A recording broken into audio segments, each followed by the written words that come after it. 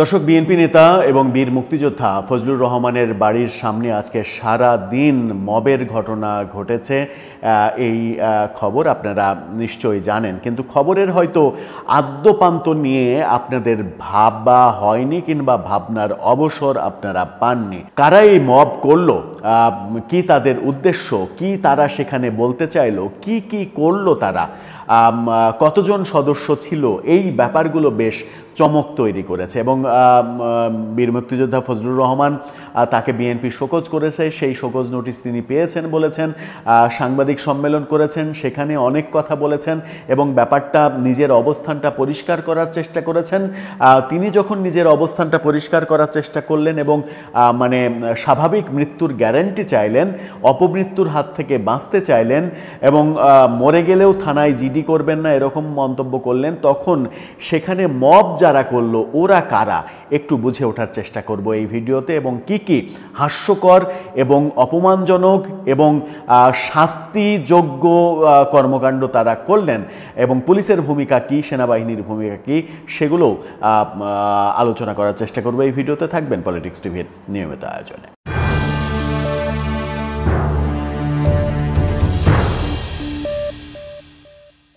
দর্শক, বলছিলাম বিএনপি নেতা বীর মুক্তিযোদ্ধা ফজলুর রহমানের বাসা অর্থাৎ সেগুনবাগিচায় দুদকের যে প্রধান কার্যালয়, সেই দুদকের কার্যালয়ের গেটের জাস্ট অপোজিটে যে 20 তলা বিল্ডিংটা, একদিকে এক কোনায় হচ্ছে দুদকের প্রধান কার্যালয়, আর এক কোনায় হচ্ছে বাংলাদেশ শিল্পকলা একাডেমির প্রধান ফটক, মানে শিল্পকলা মূল হলের প্রধান ফটক, আর অন্য রাস্তার ওই পাশে হচ্ছে 20 তলা কনকর্ড টাওয়ারটা। সেই টাওয়ারে 14 তলায় থাকেন বীর মুক্তিযোদ্ধা ফজলুর রহমান। সেখানে আজকে সকালে 9টার দিক থেকে, 9টার আগে থেকেই এক ধরনের মব তৈরি করা হয়েছে। মব কারা করলেন, একটা ছবি আপনারা দেখে নিন যে এই মব রাস্তার মাঝখানে কারা করেছে। এই ছবিটা দেখুন এবং এই ছবিটা দেখে সময় নিয়ে মাথাগুলো গুনুন, মাথাগুলো গুনে গুনে গুনে গুনে কতজন পাচ্ছেন। এখানে মোট 11 জন সদস্য আছে। হ্যাঁ, এই 11 জন সারা দিন ব্যাপী সেখানে মব তৈরি করেছে এবং বাজে অশ্লীল স্লোগান দিয়েছে, রাস্তায় মানে তারা লোক দেখিয়ে নামাজ পড়েছে এবং এই যে পেছনে দাঁড়ানো যে মানে হুজুর, এই হুজুর এই লাল গেঞ্জি পরিহিত নারীর সঙ্গে আড্ডাবাজি করেছেন, এরকম দৃশ্য আমরা দেখেছি। তারা কি করেছেন সেখানে আমরা দেখছি যে 11 জনের মধ্যে মোটামুটি মাদ্রাসা ব্যাকগ্রাউন্ডের হচ্ছে 5 জন, মানে পোশাক দেখে মনে হচ্ছে সাধারণ ব্যাকগ্রাউন্ডের 5 জন, আর একজন লাল টি শার্ট পরিহিত একজন নারী। এই মোট 11 জন। এই 11 জন লোক, তরুণ তরুণী সেখানে এই কাজগুলো করেছেন। আরেকটা ছবি দেখে নিন, সেই ছবিতে লাল টি শার্ট পরিহিত নারীর সামনে কি লেখা দেখে নিন, আমি মুখে উচ্চারণ করতে চাই না। যে স্লোগানগুলো ঢাকা বিশ্ববিদ্যালয়ে কদিন আগে সাম্প্রদায়িক শক্তিগুলো মানে বেশ ভাইরাল পর্যায়ে নিয়ে গিয়েছিল, তারা মানে এরকম স্লোগান করেছিল যে টিনের চালে কাউয়া, তারপরে খালেদা জিয়া, তারেক জিয়ার নাম করে যাচ্ছে তাই বাজে ভাষা, যে ভাষাটা এই ছবিতে আপনারা লেখা দেখছেন, এই একই ভাষায় তারপরে 1 2 3 4 অমুকের এটা মার, এই স্লোগানগুলো সাম্প্রতিক সময়ে এই ভদ্রবেশী মানে টোকাইরা এই স্লোগানগুলো বেশ মানে আরাধনার বিষয় হিসেবে গ্রহণ করেছে। এবং একজন নারী কিভাবে এই স্লোগান দেয় তার মানে অডিওটা আমরা একটু কাট করে আপনাদেরকে শোনাতে চাই, যে সেই নারী সেই স্লোগানটা আবার ধরছে এখানে। এই শুধুমাত্র তিনি যে পোস্টারে লিখে বসে আছেন সেটা না, তিনি আবার সেই স্লোগানটা ধরে দিচ্ছেন। এই ভিডিওটা দেখুন।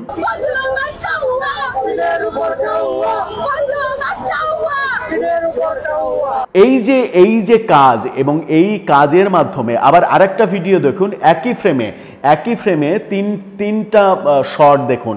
একটা ফ্রেমে কি দেখছি, একটা ফ্রেমে দেখছি যে ওরা রাস্তা দখল করে 7 জন নামাজ পড়ছে, এবং প্রথম ছবিতে যে পেছনে দাঁড়িয়ে থাকা হুজুর টাইপের একজনকে দেখিয়েছিলাম, উনি ইমামতি করছেন, পেছনে 6 জন তার ইমামতিতে নামাজ পড়ছে, এবং রাস্তায় পাশে কিন্তু মসজিদ, পাশে মসজিদ থাকা অবস্থায় তারা রাস্তায় নামাজ পড়ছে। মাঝখানের ভিডিওতে দেখা যাচ্ছে যে ওই নারী ওই স্লোগানটা দিচ্ছে, একেবারে শেষের ভিডিওতে দেখা যাচ্ছে যে ওই নারী এবং কিছুক্ষণ আগে নামাজ পড়া যে মানে প্রথম ফ্রেমে নামাজ পড়ানো যে ইমাম সেই নারীর সঙ্গে বসে রাস্তায় আড্ডা, হাসি ঠাট্টা, মানে রীতিমতো হাসিতে গড়াগড়ি পাচ্ছে। এই যে মানে দ্বিচারিতা, এই যে স্ববিরোধিতা, একই জায়গায় ইমামতি করে নামাজ পড়ছেন, আবার একই জায়গায় একজন টি শার্ট পরিহিত নারীর সঙ্গে তিনি খোশ গল্প করছেন, আড্ডা দিচ্ছেন, হাসি ঠাট্টা করছেন। এগুলোর মাধ্যমে কি সিগন্যাল পাওয়া যায়? তারা ধার্মিক নাকি ধার্মিক না, নাকি ধর্ম ব্যবসায়ী, নাকি লেবাসধারী, নাকি কোন প্রজাতির তারা, সেটা একটা বড় বিষয়। একজন মুক্তিযোদ্ধাকে তারা 11 জন বীর মুক্তিযোদ্ধা এবং মুক্তিযুদ্ধ কমান্ডার, তারা 11 জন মিলে সারা দিন এই কাজটা করলো, এবং হাস্যকরভাবে ওখানে রমনা জোনের ডিসি তিনি গিয়ে তাদের সঙ্গে মানে রীতিমতো খোশ গল্প করছেন, তাদেরকে বোঝাচ্ছেন যে এটা তোমরা কেন করবা, তোমরা এটা করো না, এটা করা ঠিক না, তোমরা তার অপরাধ থাকলে মামলা করো, প্রয়োজনে আদালতে মামলা করো। তারা বলছে রাষ্ট্র কেন মামলা করছে না, উনি বলছেন রাষ্ট্র কেন মামলা করবে, ডক্টর ইউনূসকে মামলা করবেন নাকি? ওরা বলছে না, পুলিশবাদী হিসেবে মামলা করতে হবে। মানে রীতিমতো খোশ গল্প হচ্ছে। দুদকের প্রধান কার্যালয়ের গেটে এই কাজ হচ্ছে, আর পুলিশের ডিসি তাদের সঙ্গে খোশ গল্প করছে তাদেরকে সরিয়ে না দিয়ে।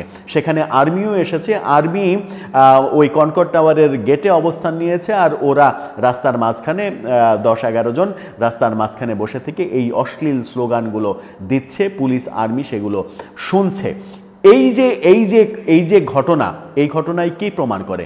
এই ঘটনায় প্রমাণ করে হচ্ছে যে মানে আইন শৃঙ্খলা রক্ষাকারী বাহিনী অপেক্ষা করছে কখন ওপর থেকে অনুমতি আসবে ফজলুর রহমানকে গ্রেপ্তার করার। তো ফজলুর রহমান যদি মানে আইনত দোষী হন, তাহলে তাকে গ্রেপ্তার করলেই হয়ে যায়, তাকে আইনের আওতায় আনলেই হয়, তাকে আদালত শাস্তি দেবে, খুবই সিম্পল ব্যাপার। এবং সাংবাদিক সম্মেলনেও ফজলুর রহমান বলেছেন যে আমি যদি দোষী হই তাহলে আমার নামে মামলা করো, আমাকে সাজা দাও, আমাকে আদালতে তোলো, কিন্তু মব তৈরি করছো কেন? মব তৈরি করে আমার জীবন হুমকির মুখে ফেলছো কেন? আমি সকালবেলায় উপর থেকে দেখি নিচে 7-8 জন, এভাবে তিনি বলেছেন যে 7-8 জন মাত্র ছেলে মেয়ে নিচে দাঁড়িয়ে থেকে আমার নামে অশ্লীল স্লোগান দিচ্ছে। তারপরে আমি পুলিশকে ফোন দিয়ে 10 মিনিটের মধ্যে অবশ্য পুলিশ এসেছে, এই জন্য আইন শৃঙ্খলা রক্ষাকারী বাহিনীকে ধন্যবাদ। তিনি বলেছেন যে আমি একজন মুক্তিযোদ্ধা, রণাঙ্গনের মুক্তিযোদ্ধা, আমি এই দেশটা আনার জন্য যুদ্ধ করেছি, আমি শুধু স্বাভাবিক মৃত্যুর গ্যারেন্টি চাই, আমি অপঘাতে মৃত্যু এটা চাই না, আমাকে কেউ মব করে মেরে ফেলবে। তিনি বলেছেন যে বিদেশ থেকে কেউ মানে ঘোষণা দিয়েছে, এজেন্ডা দিয়েছে এদের হাতে যে আমাকে মানে মেরে ফেলতে হবে, আমাকে হত্যা করতে হবে। এই অভিযোগগুলো তিনি করেছেন। কিন্তু এই যে অভিযোগগুলো তিনি করলেন, আবার বলছেন যে তার বিরুদ্ধে যে অভিযোগ সেটা বলছেন যে ইউটিউবের ভিডিও টেম্পার করা হয়েছে, এডিট করে যে অংশটুকু প্রচার করলে মনে হবে যে আমি খুবই বাজে কথা বলেছি, আমি স্পেসিফিক এই কথাটা বোঝাতে চেয়েছি, সেরকমটা করা হয়েছে। কিন্তু আপনি যদি আমার মূল পুরো ভিডিওটা দেখেন, পুরো ভিডিও দেখে যদি প্রমাণ করতে পারেন যে আমি জুলাইয়ের চেতনা বিরোধী কোনো কথা বলেছি, তাহলে আমার নামে মামলা করেন, আমাকে শাস্তি দেন, আমি প্রয়োজনে ক্ষমা চাইবো, সবার কাছে করজোরে ক্ষমা চাইবো, এই কথাও তিনি বলেছেন। তার মানে তিনি পরিষ্কারভাবে অস্বীকার করলেন যে ভিডিও ছড়িয়ে দেওয়া হচ্ছে সেটা এডিটেড ভিডিও ছড়িয়ে দিয়ে তার নামে প্রোপাগান্ডা করা হচ্ছে। এখন দেখার বিষয় যে বিএনপি তাকে যে শোকজ করেছে, বিএনপি এই ব্যাপারটা আমলে নেবে কিনা। আবার মজার ব্যাপার হচ্ছে যে আজকে সারাদিন ব্যাপী যে এই যে অশ্লীল কর্মকাণ্ড হলো এবং মব তৈরি করা হলো, এই ঘটনা ঘটলো, কিন্তু বিএনপি চুপচাপ, বিএনপির কোনো প্রতিক্রিয়া নেই, বিএনপি কর্মীদের কোনো প্রতিক্রিয়া নেই, বিএনপির অফিসিয়ালি কোনো প্রতিক্রিয়া নেই। আবার মজার ব্যাপার যেটা, এটাও দেখেছি যে বিএনপির যে মানে ছাত্রদলের যিনি ডাকসুর ভিপি ক্যান্ডিডেট আবিদ তিনি গতকালকে ফেসবুকে স্ট্যাটাস দিয়েছেন এই ফজলুর রহমানের বিরুদ্ধে। এগুলো কোনোভাবেই টলারেটের মধ্যে আনা যাবে না, এগুলো সহ্য করা যাবে না। জুলাইয়ের বিরুদ্ধে কথা বললে মানে কোনো যেই কথা বলুক তাকে মেনে নেওয়া হবে না, কথা মানে সহ্য করা হবে না, এই জাতীয় স্ট্যাটাসও তিনি দিয়েছেন। অর্থাৎ মানে বিএনপির মানে শীর্ষস্থানীয় একজন নেতা, চেয়ারপারসনের উপদেষ্টা, তাকে নিয়ে এই ডাকসুর যিনি ভিপি হনইনি, ভিপি ক্যান্ডিডেট, তিনি সরাসরি বিরুদ্ধে কথা বলছেন। তার মানে হচ্ছে যে বিএনপির মধ্যেও কি আদর্শের দ্বন্দ্ব তৈরি হয়েছে, আদর্শের ভাগাভাগি তৈরি হয়েছে? বিএনপির মধ্যেও কি এক ধরনের মানে স্বাধীনতার পক্ষে স্বাধীনতার বিপক্ষে এই ধরনের ভাগাভাগি তৈরি হয়েছে, যেটা বারবার ফজলুর রহমান বলছেন যে মুক্তিযুদ্ধ, স্বাধীনতা, ৭১, বঙ্গবন্ধু, এই ব্যাপারগুলো নিয়ে কোনো ছাড় দেব না, আমার জীবন চলে গেলেও দেব না। কিন্তু মানে আবিদ হঠাৎ করে এই স্ট্যাটাসটা কেন দিলেন না বুঝে না শুনে? বিএনপি যদি তাকে বহিষ্কার করত, বহিষ্কারের পরে তিনি এই স্ট্যাটাসটা দিলে একটা বার্তা যেত। তার এই স্ট্যাটাসটার মাধ্যমে কি হলো? তার স্ট্যাটাসটার মাধ্যমে পুরো ঢাকা বিশ্ববিদ্যালয়ে একটা বার্তা চলে গেল না যে আবিদ পর্যন্ত তার বিরুদ্ধে অবস্থান করছে, সুতরাং তাকে জুতা মারাই যায়। মুক্তিযুদ্ধ হয়েছে হলে কি হয়েছে, তার গলায় জুতার মালা দেয়া যায়, তাকে জুতা মারা যায়, তার কুশপুত্তলিকা দাহ করা যায়, তার বাড়ির সামনে মব করা যায়, সবই করা যায়। সেই ধরনের বৈধতা চলে আসে না? আমার মনে হয় আসে। আমার মনে হয় যে তারুণ্যের মানে তরুণ বয়স, রক্ত গরম, তিনি হয়তো বুঝে উঠতে পারেননি যে তিনি যে স্ট্যাটাসটা ফেসবুকে দিচ্ছেন, এবং আমি জানি না সত্যি দিয়েছেন কিনা, তার এই ধরনের স্ট্যাটাস সামাজিক যোগাযোগ মাধ্যমে ভাইরাল হতেও দেখেছি। যদি এই ধরনের অবস্থান ব্যক্ত করে থাকেন তাহলে আমার মনে হয় যে এটাও এক ধরনের বোকামি হয়েছে। সব মিলিয়ে পরিস্থিতি কোন দিকে যাচ্ছে সেটা একটা বড় বিষয়। একজন দোষ করলে তার অপরাধ হবে। কেউ যদি জুলাইকে নগ্নভাবে বাজে কথা বলে, তার মানে তাকে আইনের আওতায় আনা হোক, তাকে শাস্তি দেয়া হোক, এটার বিরুদ্ধে কেউ দাঁড়াবে না, এটার বিরুদ্ধে কেউ কথাও বলবে না। কিন্তু যতক্ষণ পর্যন্ত না সেটা প্রমাণিত হচ্ছে ততক্ষণ পর্যন্ত ফজলুর রহমান একজন বীর মুক্তিযোদ্ধা এবং মুক্তিযুদ্ধ কমান্ডার, তাকে নিয়ে এই যে নারীর সামনে লেখা পোস্টারে যে অশ্লীল স্লোগান এবং মানে একেবারে ফিজিক্যালি যে স্লোগান দেয়া হলো, এই স্লোগান কোনোভাবেই গ্রহণযোগ্য হতে পারে না। কোনো চেতনাধারী, বাংলাদেশের কোনো ধরনের কোনো চেতনাধারীর মানুষই এই স্লোগান গ্রহণ করতে পারে না।